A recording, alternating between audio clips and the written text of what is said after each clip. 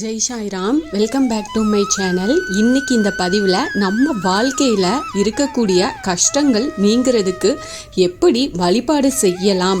ஒவ்வொருத்தருக்கும் ஒவ்வொரு விதமான கஷ்டங்கள் இருக்கும். அதிலிருந்து உடனடியாக விடுபடுறதுக்கு எந்த தெய்வத்தை எந்த நாளில் எப்படி வழிபாடு செய்யலாம் அப்படின்றத பற்றி இந்த பதிவில் நாம் தெரிஞ்சுக்கலாம். இந்த பதிவை ஸ்கிப் பண்ணாமல் முழுசாக பாருங்கள். நிச்சயமாக உங்களுக்கு பயனுள்ள பதிவாக இருக்கும். என்னோட சேனலுக்கு தொடர்ந்து சப்போர்ட் பண்ணுங்க, லைக் பண்ணுங்க, ஷேர் பண்ணுங்க, கமெண்ட் பண்ணுங்க, மறக்காம சப்ஸ்கிரைப் பண்ணுங்க, பெல் ஐகானை கிளிக் பண்ணுங்க. திக்கற்றவருக்கு தெய்வமே துணை அப்படின்னு சொல்வாங்க.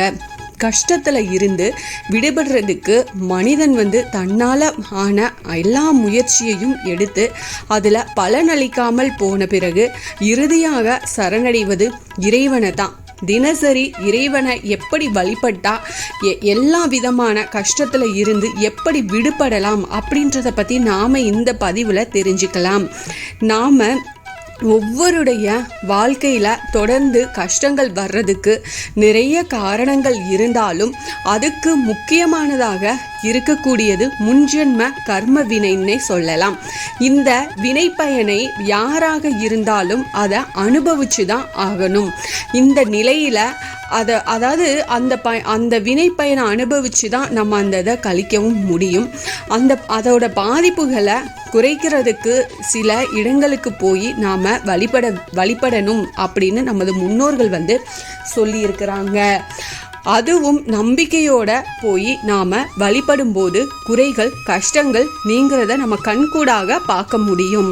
அப்படி நமது கஷ்டங்கள் அகற்றுவதற்கு என்ன வழிபாடு செய்யணும், அதனால என்ன பலன்கள் கிடைக்கும் அப்படின்றத நாம் பார்க்கலாம். சிவன் கோயிலுக்கு போகிறவங்க அங்கே இருக்கும் வன்னி மரம், வில்வ மரத்தை 21 முறை வலம் வழிபட்டு வந்தோம் அப்படின்னா தீராத பிரச்சனைகள் எல்லாமே தீரும். கோர்ட்டில் வழக்குகள் நடக்குது அப்படின்னா அந்த வழக்குகள் எல்லாமே சாதகமாக அமையும். 2 சர்ப்பங்கள் இணைஞ்சது போல காட்சியளிக்கக்கூடிய நாக சிலைக்கு வெள்ளிக்கிழமை ராகு காலத்தில் காலை 10:30 to 12 மணி வரைக்கும் மஞ்சள் குங்குமம் வச்சு செவ்வரளி பூ அணிவிச்சு அபிஷேகம் செஞ்சுட்டு வந்தோம் அப்படின்னா அதுக்கும் நல்ல தீர்வு நமக்கு கிடைக்கும். நெய் தீபம் ஏற்றி கணவன் மனைவி இருவரும் தங்கள் பெயருக்கு அர்ச்சனை செஞ்சீங்க அப்படின்னா ஒற்றுமை அதிகரிக்கும்.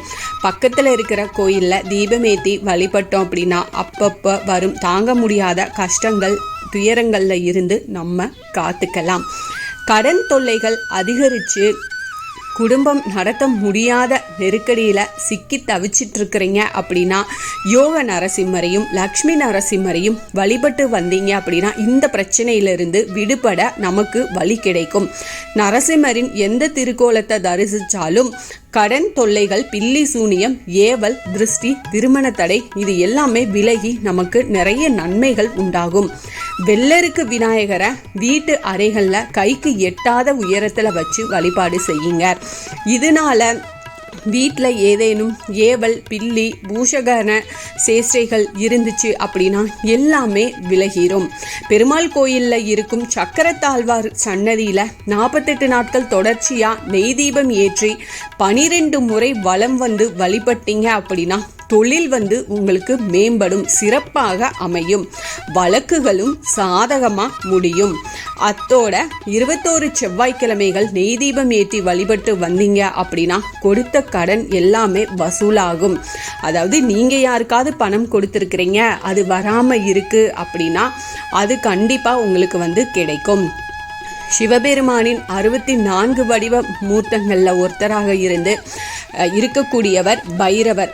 பைரவர் சன்னதியில் 3 செவ்வாய்க்கிழமை தொடர்ந்து நெய் தீபம் ஏற்றி சகஸ்ரநாம அர்ச்சனை செஞ்சு வழிபாடு செஞ்சீங்க அப்படின்னா கடன் தொல்லை நீங்கி நிம்மதியாக இருக்க முடியும். திங்கட்கிழமை வழிபாடு அப்படின்னு சொல்லுவாங்க. அதாவது அன்னைக்கு வழிபட்டு நீங்கள் திங்கட்கிழமை அன்னைக்கு வழிபட்டு வந்தீங்க அப்படின்னா சீக்கிரமே வாழ்க்கையில் உயர்ந்த நிலையையும் அடையலாம். ஜாதகத்தில் சனி பகவானோட பாதிப்பு இருக்குது அப்படின்னா பாலபிஷேகம் செஞ்சு அர்ச்சனை செஞ்சு வழிபட்டோம் அப்படின்னா இந்த பாதிப்புகள் எல்லாமே விலகும். அதே போல் சனிக்கிழமைகளில் சனி பகவான் சன்னதியில் தேங்காய் உடைச்சி 2 முடியிலையும் நீங்கள் நல்லெண்ணெய் ஊற்றி தீபம் ஏற்றுனீங்க அப்படின்னா சனி தோஷம் விலகும். இது மாதிரி சின்ன சின்ன எளிய வழிபாட்டு முறைகளை நம்ம செஞ்சோம் அப்படின்னா நமக்கு நிறைய பலன்கள் இருக்குது. இது எல்லாமே நாம் தெரிஞ்சுக்காம நம்ம வெளியில் போய் எங்கேயோ காசு கொடுத்து ஒரு பரிகாரம் செய்கிறதுக்கு நமக்கு நம்மளால் முடிஞ்ச வரைக்கும் நம்ம கையால் நம்மளே வழிபாடு செய்யும்போது நிச்சயமாக அதுக்கு உண்டான பலன் நமக்கு கிடைக்கும். ஆத்மார்த்தமாக நீங்கள் பொறுமையோட நம்பிக்கையோட நீங்கள் இந்த வழிபாட்டு முறைகளை செஞ்சுட்டு வாங்க. நிச்சயமாக உங்கள் வாழ்க்கை மாறும். கண்டிப்பாக நீங்கள் நினச்ச காரியம் நடக்கும். உங்களுடைய கஷ்டங்கள் எல்லாமே விலகும். அதனால நீங்கள் நம்பிக்கையோடு செய்ய. எந்த வழிபாடாக இருந்தாலும் முதல்ல நம்பிக்கை தான் முக்கியம். நம்ம இவ்வளோ நாள் வழிபாடு செஞ்சிட்ருக்கோமே நமக்கு நடக்கலையே அப்படின்னு பார்க்கக்கூடாது. நமக்கு அந்த கர்ம வினை அப்படின்னு ஒன்று இருக்குது. அந்த கர்ம வினை அது எப்போ நமக்கு முடியுதோ அப்போ தான் நமக்கு நடக்கக்கூடிய விஷயங்கள் எல்லாமே நமக்கு நடக்கும். அது வரைக்கும் நாம் பிரார்த்தனை செஞ்சுக்கிட்டே தான் இருக்கணும். அதனால நம்பிக்கையோட இந்த பிரார்த்தனையை இந்த வழிபாட்டு முறையை நீங்கள் செய்யுங்க. இந்த பதிவு உங்களுக்கு பயனுள்ள பதிவாக இருக்கும் அப்படின்னு நான் நம்புகிறேன். இதில் ஏதாவது சந்தேகம் இருக்குது அப்படின்னா எனக்கு கமெண்ட்டில் கேளுங்க, நான் பதில் சொல்கிறேன்.